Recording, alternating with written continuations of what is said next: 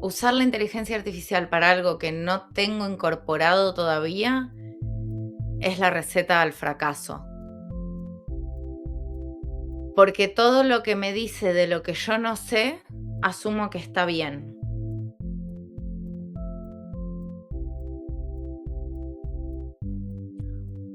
Bueno, esto es una prueba de fuego a un stack de skills para cloud para auditar productos digitales.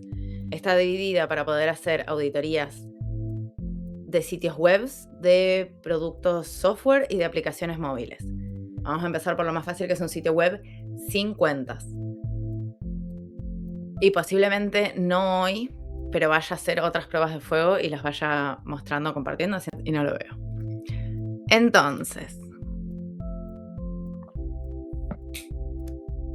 lo único que creé acá es en una carpeta que se llama Audit Test, porque es la primera prueba de fuego de esta, es el Audit Test 1, hice referencia a donde está guardado el stack de las auditorías y confirmé que pueda leer el stack de auditorías para seguir el proceso.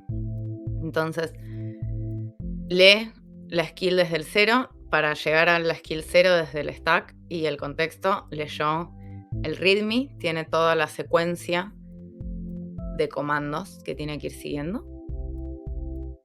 Así que me pregunta antes de arrancar la dimensión de la auditoría. ¿Qué es lo que vamos a estar auditando? Vamos a estar auditando un sitio web simple en el sentido de que no tiene accesos, creación de cuenta, usuario, creo.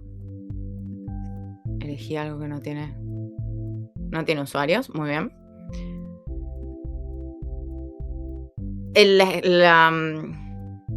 stack de skills está preparado para hacer sitios, sistemas, aplicaciones web, pero voy a empezar por lo más simple porque es el tiempo y alcance. Tenemos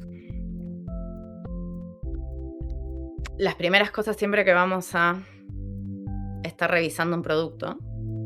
Esto está alimentado de mis capacitaciones y de todas, justamente, las slides, las grabaciones y todo lo que yo he creado a lo largo de los años, que he hecho un montón de auditorías y dado cursos al respecto.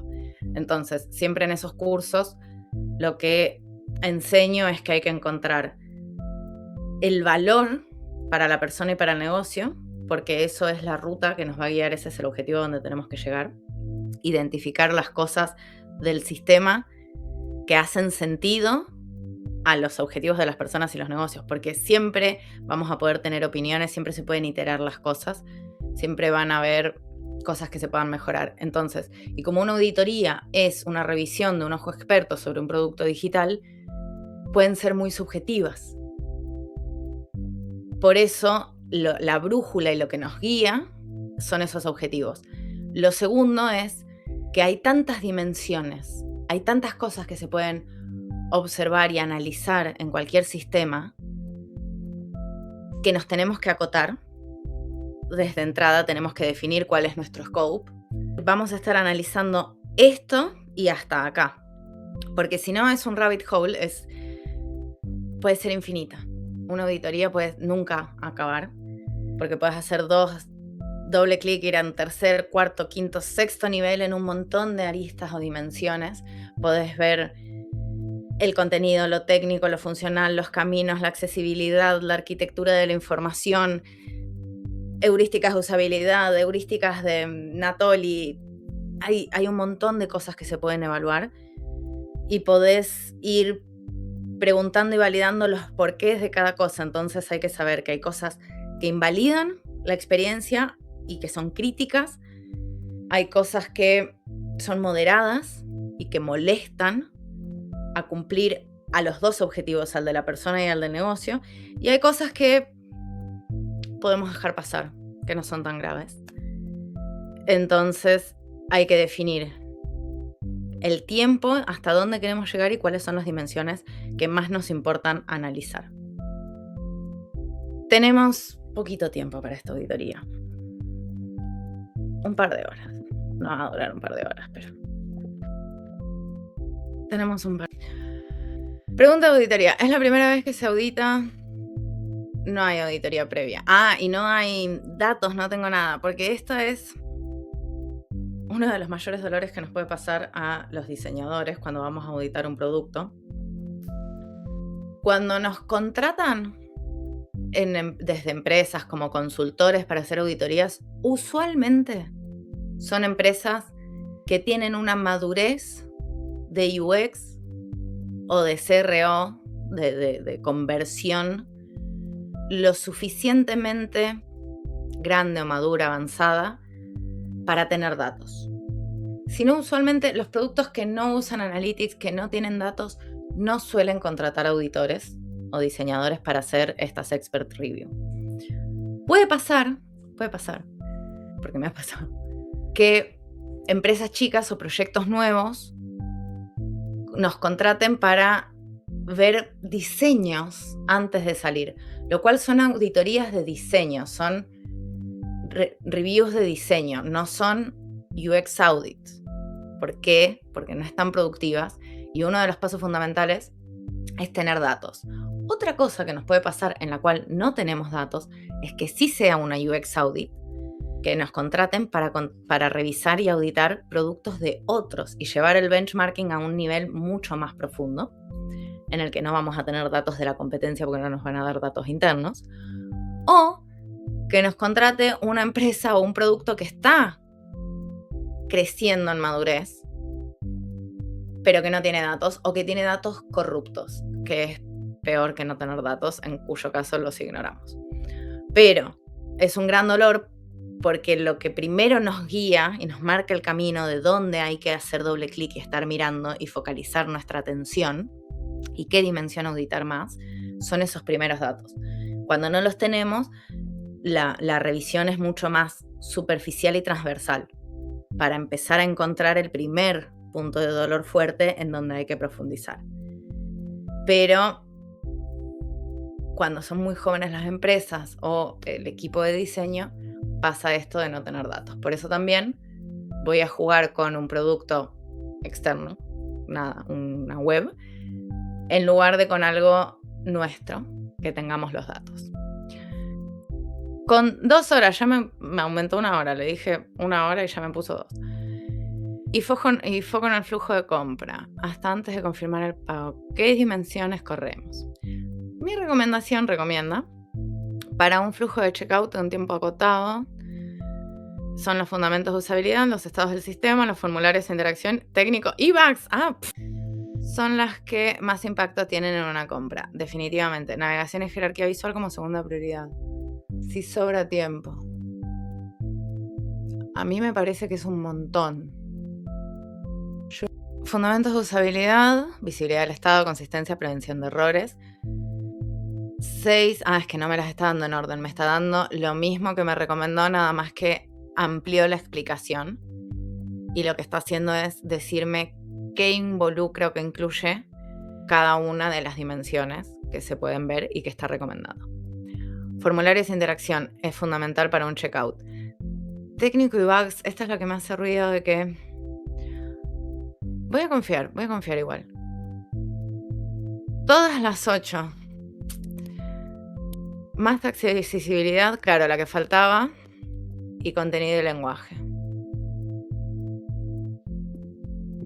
Vamos full, a ver qué.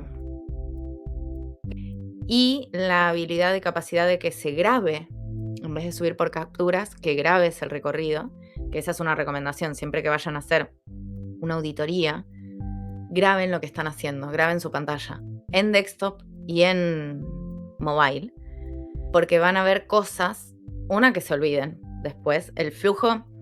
Lo primero que se tiene que hacer cuando hago una auditoría, cuando ya estoy haciendo la revisión de producto, es pasar por la experiencia, sin pensar en las dimensiones o en lo que estoy analizando, sino con mi vista lo más abierta posible, con todos mis conocimientos, ni modo que no me los puedo borrar de la cabeza, pero sin frenar el flujo, ¿no? De si veo un error me voy a anotarlo. Porque tengo que experimentar ese flujo lo más similar a lo que lo hace la persona.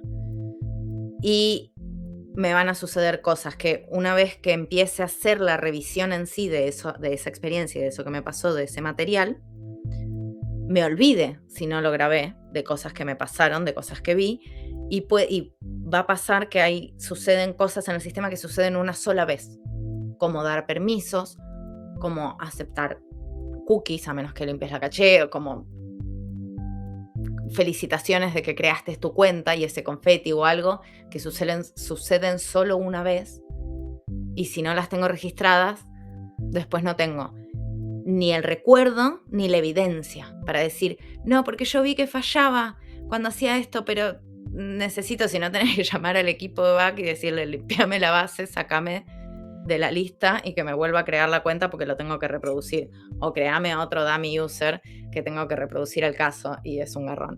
Entonces graben siempre lo que está sucediendo, lo que están haciendo. Yo ahora igual no voy a grabar por una limitación de sistema, de que si me pongo a grabar mientras que comparto la pantalla y uso esto, no va a colapsar mi computadora. ¿Cuál es la diferencia entre los modelos de Opus y Sonnet? Jamás uso Opus porque come demasiados créditos. Ok. Opus es más poderoso, para hacerlo así como muy simplista esto que estoy diciendo, pero tiene otra secuencia de trabajo, entonces consume más créditos que Sonnet. Sonnet es muy bueno para planificar y conversar y hacer idas y vueltas y puede hacer investigaciones, pero tiene limitaciones mucho más fuertes. Sonnet 5 no. Ahora igual Sonnet 5 salió antes de ayer, el 30.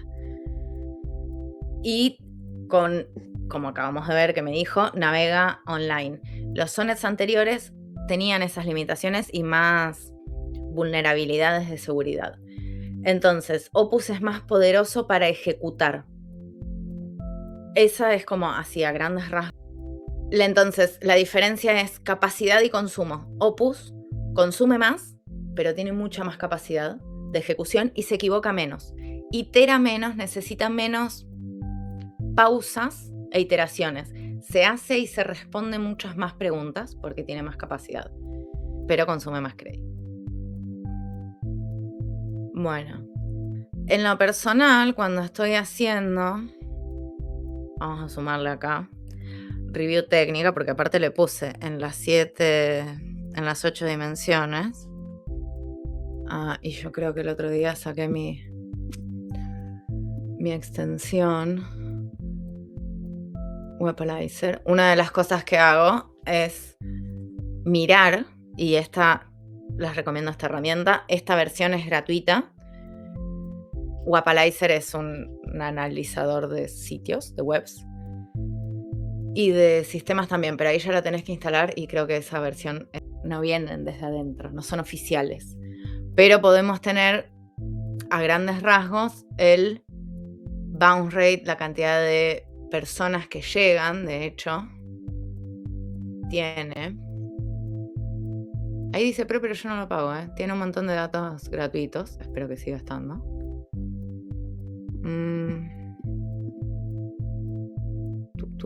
No, claro.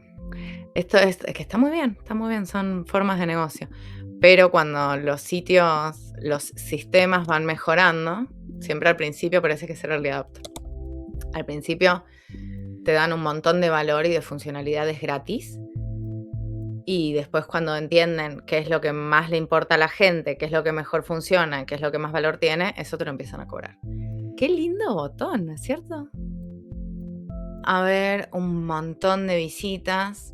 Lo que tienen... Sí.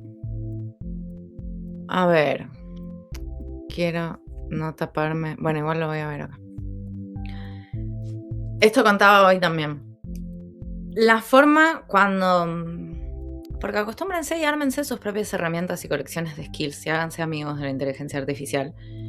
Cuando nos descubrimos nuestros propios problemas, ahora tenemos la posibilidad de generarnos nuestras propias soluciones, lo cual es un montón, está buenísimo. Para no sobregastar créditos, para que se alimente en cómo generar las skills que siguen, en este caso fueron las grabaciones de mis cursos, las slides de mi curso, los libros de los que yo aprendí y consumí, las plantillas y sí, los checklists de las preguntas que hay que hacer en cada etapa y dimensión de una auditoría de producto digital. Eso, una vez que analizó todo eso, y le dije qué extraer y qué omitir de cada una de las cosas, armamos un plan de ejecución para hacer la implementación de la colección. Una vez que ajustamos ese plan y aprobamos ese plan, empieza a ejecutar y armar las skills. Acá está primero, pero esto es lo último que se escribe. Cuando ya está definido cómo van a ser las stacks, y así armo todos los stacks y mis skills. Y después lo último que hace, cada uno de estos va generando un documento que alimenta al que sigue, y pueden trabajar de forma individual porque puedo solo querer estudiar la accesibilidad. Qué miedo que esté tardando tanto igual. Pero no consume. Muy interesante. Puedo estar queriendo analizar solo una dimensión o todo un conjunto de dimensiones. Y hay algunas que se relacionan más entre sí que otras. Por ejemplo,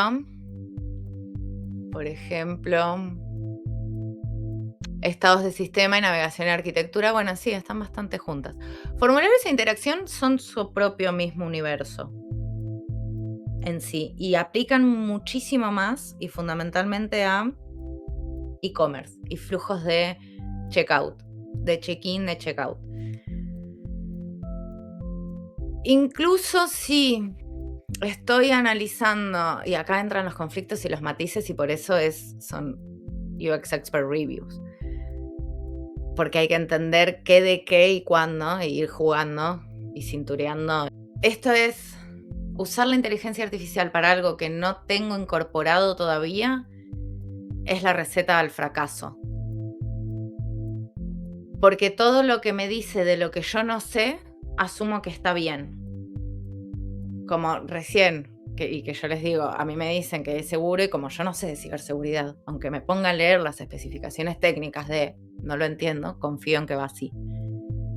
En cambio, cuando sí sé, como sé mucho de interacción y de comportamiento de sistemas, a veces me hace recomendaciones de interacciones o de flujos y yo leo y entiendo que no está bien lo que está proponiendo, pero porque sé.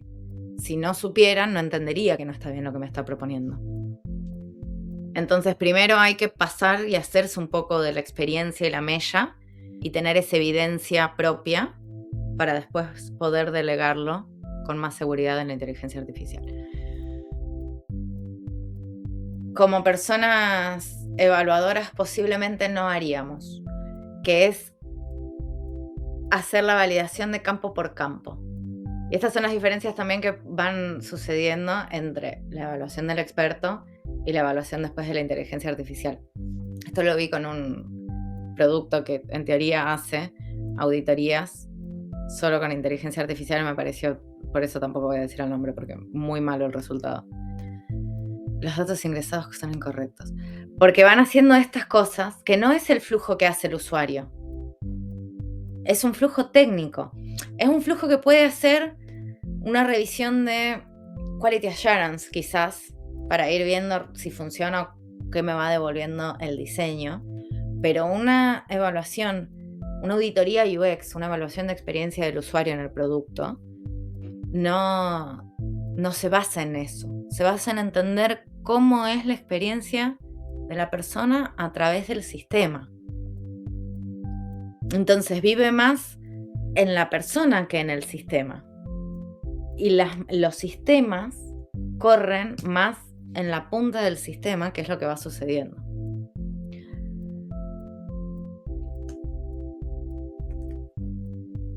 Lo paso por el amor de Zeus. Menos mal que me viene a verlo, a ver que no quiera pagar. Pero entonces, como auditor, y yo me encuentro con un formulario, lo que voy a hacer naturalmente es completar todos los campos del formulario, que entienda, que vea, que sepa que necesitan. Y si llego de manera natural o intuitiva igual al final y hay fricción, ahí noto que hay una fricción. Pero no voy a ir validando campo por campo como lo que acaba de hacer, de decir, bueno, lleno uno y me voy a querer continuar, no puedo, vuelvo, lleno el que sigue y me voy a querer continuar, no puedo, vuelvo. Porque no es el comportamiento natural de las personas normales o de la normal de las personas. Está llegando, está por terminar. Un correo electrónico válido. Tiene mi correo electrónico, debería elegir y poner el mío.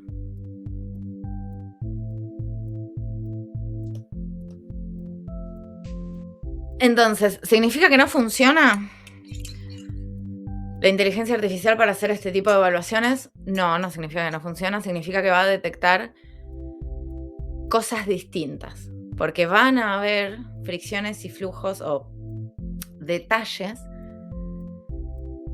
que nosotros como auditores se nos escapen o sea más difícil y necesites mucho más experiencia para poder notar que la inteligencia o que un sistema descubra más fácil, más rápido, pero van a haber otras que el sistema no identifique. Por ejemplo, para que haga una confirmación antes de empezar los análisis, si usar múltiples agentes para hacer cosas en paralelo o hacerlo, no, ahora lo está haciendo lineal, no lo está haciendo en paralelo porque si no hubiera gastado más.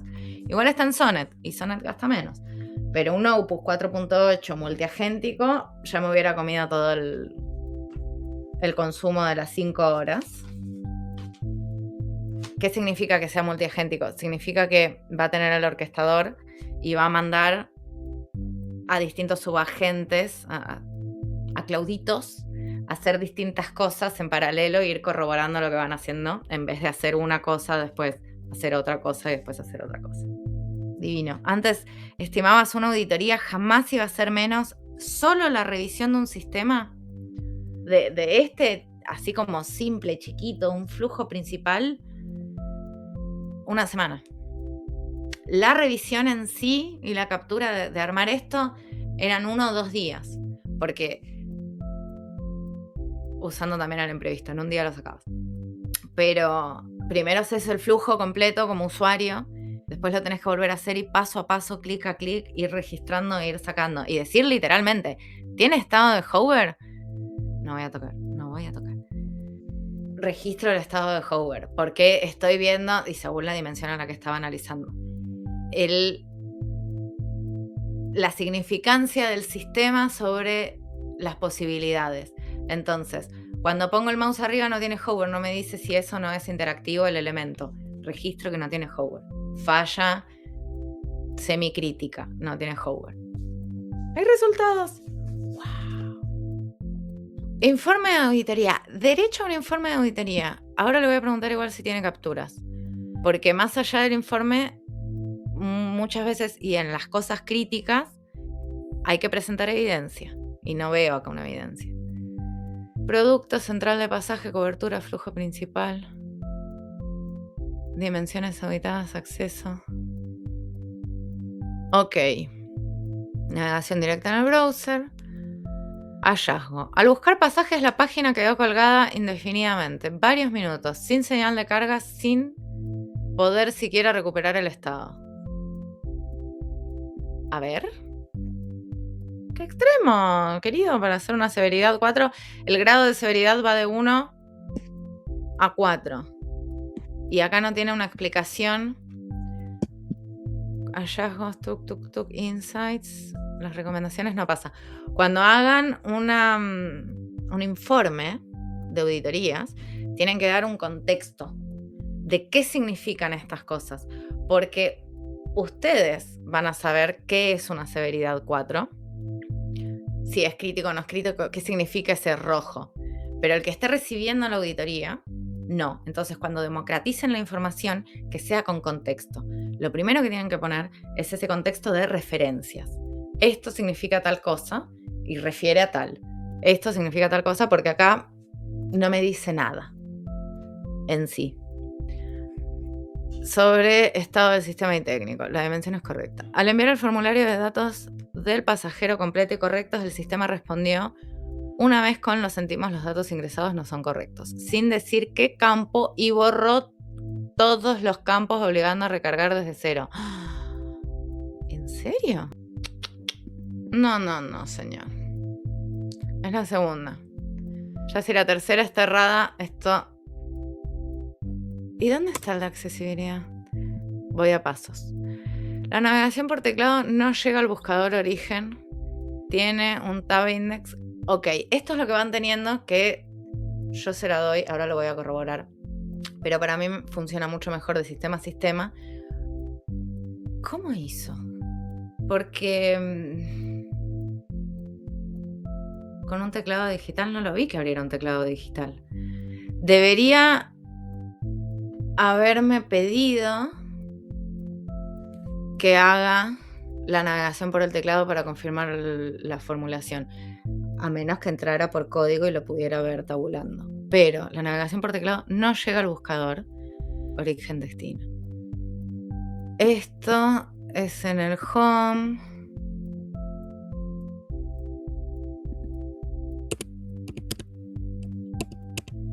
No llega al tabulador. Tiene razón. Yo lo que estoy haciendo ahí es... Me fui a home. Para quien no sepa, con tab vos avanzás en la navegación por teclado y con shift tab retrocedes en la navegación por teclado. Cuando tenés sitios con información, tenés que tener un primer botón que esté oculto, que te lleve, que diga skip content, para ir a la primera acción principal que tengas. En este caso, este es mi primera acción principal, después reenviar el pasaje. El orden lógico por navegación por teclado es de izquierda a derecha, de arriba a abajo, en todas las culturas occidentales. Y tendría, si tiene muchas acciones también que no son las más relevantes para el sitio, tendría que tener un skip content y que fuera directamente a buscar mi pasaje, porque lo más importante que yo tengo que hacer en este sistema ahora es sacar un pasaje. Y no solo que no hace eso, sino que no toma y despliega origen y destino, lo cual está muy mal, es terrible. Y critico, así como rojo con fuego, y le puse un 3. También, eso es subjetivo, según quien está analizando y los parámetros que pone al inicio, de cuál es el objetivo de negocio. Acá te ayudan también mucho las métricas, porque hay sistemas que ni siquiera tienen navegación por teclado y no es tan terrible, porque son jueguitos o cosas así. Ahora, un formulario de asistencia social no puede no tener navegación por teclado, por ejemplo. Todo depende del contexto. Sites. El flujo no tiene red de contención cuando algo falla técnicamente, tanto la búsqueda colgada 01 como el error de datos de pasajero dejan a la persona sin información. Ok. La navegación por teclado no sirve un orden visual en la página. Estos no son insights. Son... Bueno, está prácticamente inalcanzable para alguien que depende solo del teclado. El insight, para hacer un insight en sí de una auditoría, es el dato más la consecuencia. ¿Cuál es el dolor que genera este dato para tener eso, una consecuencia? Y en esa consecuencia voy a basar mis recomendaciones. Entonces, hallazgo más consecuencia igual a insight previo a recomendación. Hallazgo, consecuencia, insight, y en base a esto puedo hacer una recomendación de cómo seguir. Porque a nadie le sirva que simplemente le digas, esto está mal. A todo el mundo le sirve que le digas, esto está mal. Lo podés mejorar, sí. La información de horarios y precios es correcta, pero se apoya en señales que no siempre se dan un nuevo vistazo. Y este es el número de hallazgo que hizo. Ok, las recomendaciones. Si no hay recomendaciones, no hay auditoría. Hay revisión de sistema. Esa es la diferencia entre auditoría y revisión de sistema. Que existan las recomendaciones de cómo seguir y qué hacer con esto que se encontró. Y dejar el orden natural de los documentos, incluir, reemplazar los modelos. Y recomendación, esto es importante. Bien, 90%. No es, si yo estoy viendo un diseño mi recomendación no es un rediseño, eso es un rediseño, es una nueva propuesta de diseño. Mi recomendación puede ser seguir analizando en más profundidad, presentar propuestas de cómo mejorar esto, o sé que falta, decía hace un rato, el botón no tiene significancia de interacción porque no tiene estado de hover. La recomendación es sumar estado de hover, no usar este color y esta elevación para mostrar el hover. Eso es un rediseño. Esa es la diferencia entre la recomendación y la propuesta. ¿Por qué? Porque la propuesta y el rediseño se cobran aparte. Entonces, la auditoría llega hasta la recomendación. Si después vos querés que yo te ejecute esta recomendación, me tenés que pagar más. Quitar los tab index, reemplazar los modales de validación por errores en línea junto a los campos mostrados a todos, ok. Y agregar el indicador de más un día de llegada. Quiero saber... lector de pantalla real. Ok.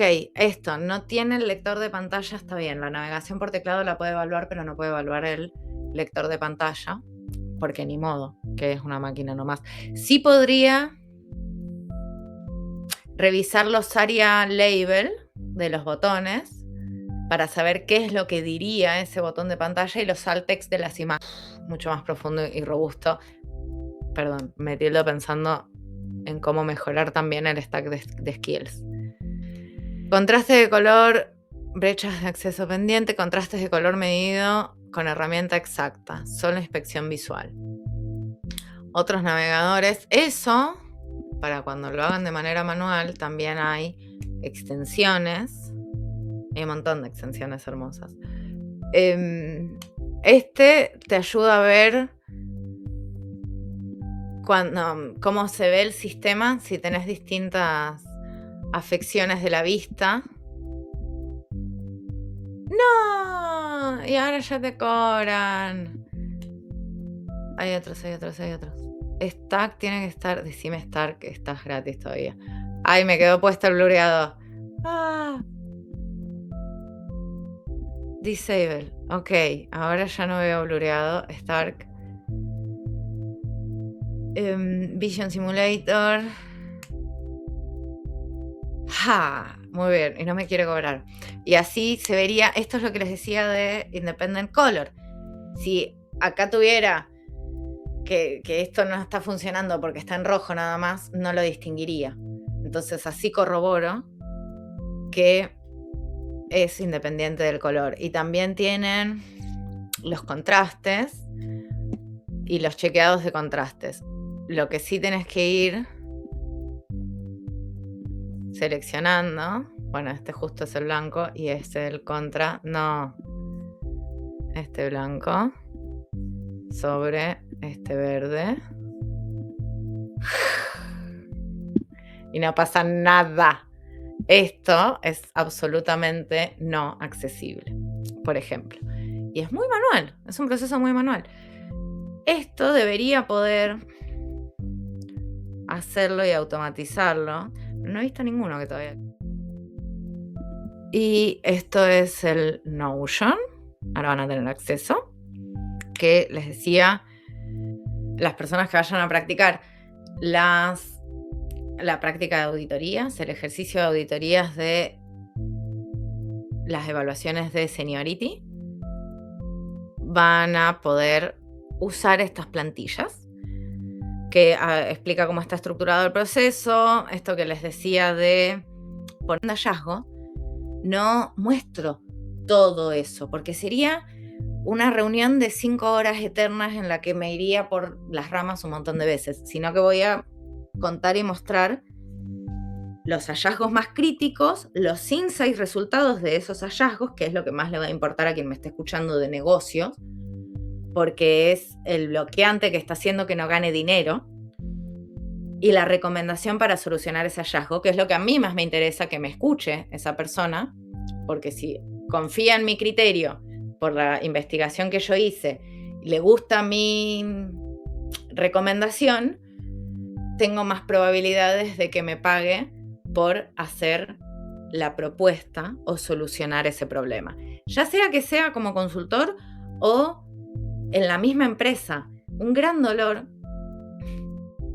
Tengo mucha memoria en los últimos días y trabajé con un colega que estuvo meses avisándoles y presentándole a un diario muy importante de los Estados Unidos por suscripciones que por qué no estaban teniendo suscriptos. En realidad no estaban teniendo suscriptos por esto, pero lo que les estaba diciendo es, las noticias recomendadas tienen mucha jerarquía en el tercer panel. Eran un panel de navegación, la nota principal, y un tercer panel con noticias recomendadas. Esas noticias recomendadas tienen mucha jerarquía y distraen a las personas de la nota principal. Hay que editarlo, hay que cambiarlo, hay que rediseñarlo. Ni bola. 10 años de experiencia, 12, no sé, un montón. Y no le daban bola, no le daban bola. Entonces, lo que hicimos fue reestructurar ese relato y decirles, y fuimos a buscar los datos y a entender cuántas personas estaban haciendo clic en esas noticias relacionadas, y de todas esas personas que hacían clic en esas noticias relacionadas y se gastaban sus 5 noticias gratis, cuántas se suscribían realmente para seguir leyendo, y eran muy poquitas.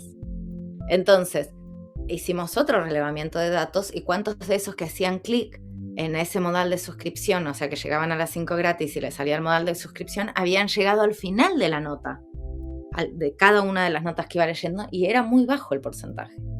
Entonces, cambiamos la historia y presentó que para aumentar la cantidad de suscripciones tenía que encontrar el valor la persona en la nota que estaba leyendo. Hicieron una prueba B, sacaron esos recomendados del lateral y los pusieron al final de la nota. Y cuando las personas leían toda la nota y hacían clic en los recomendados al final de la nota, y sí les salía ese modal de suscripción, adivinen qué. Sí se suscribían para seguir mirando notas. Entonces aumentó muchísimo el número de suscriptos por ese cambio de diseño.